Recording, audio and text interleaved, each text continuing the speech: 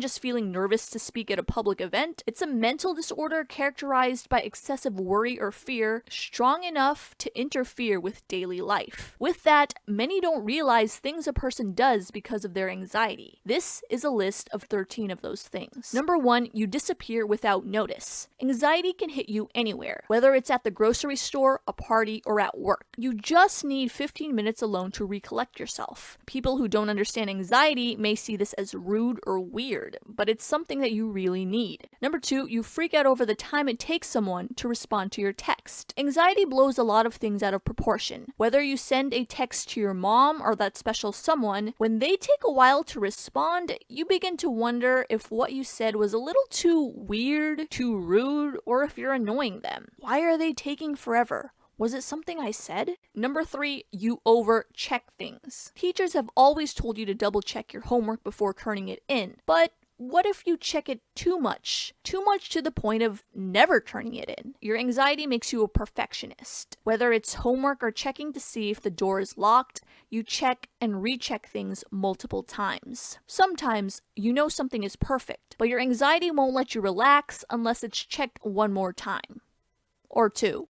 Number 4, you don't go to parties. It's not that you're antisocial, you actually do want to go to the party. Whether it's worrying about the big crowd or loud music, all you want to do is have a good time like everyone else. But you know your anxiety won't let you. Because of that, you skip the party altogether. Number 5, you've let opportunities pass you by. As a perfectionist, you often think you're not good enough for opportunities presented to you. You become afraid of failing and making a fool of yourself. Because of this, you convince yourself to not take the opportunity at all.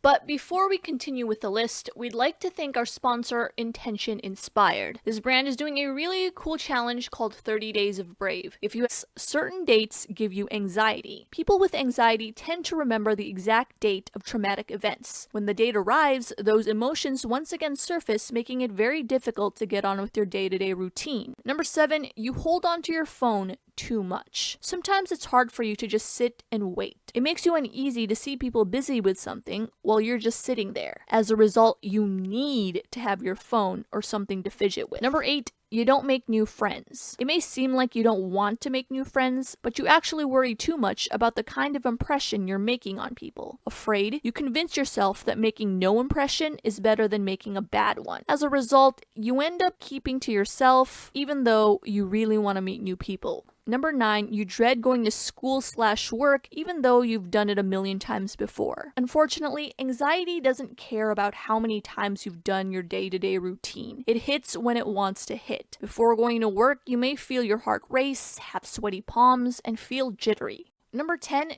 you're clingy in relationships. You really care about your partner. And due to that, you may ask too many questions or send too many texts because you want to know how they are. This may come off as clingy, but your intentions aren't bad. You're just a little overprotective because of your anxiety. Number 11, you cancel plans. Making plans is tough because in the moment of making a plan, you're confident and ready to take on the world. When the date finally rolls around, anxiety can all of a sudden hit and you have to cancel. Sometimes you even have to cancel the plans you made in the first place. Number 12, you rehearse what you're going to say before making a phone call. You prep and rehearse everything you're going to say before making a phone call because you're afraid of making a mistake or forgetting what you had to say. Now, this is great for phone interviews, but it's exhausting when all you want to do is ask customer service a question or talk to a friend. Number 13, when you ask someone to be alone, you're not asking them to leave forever. Sometimes you need a break for people in order to calm yourself down. When you take that break, people who don't understand anxiety tend to think you're either upset with them or that you don't like them. It's hard for you to keep friends because of this. You do need your alone time, but you're not asking to be left alone forever. That's the end of the video. If you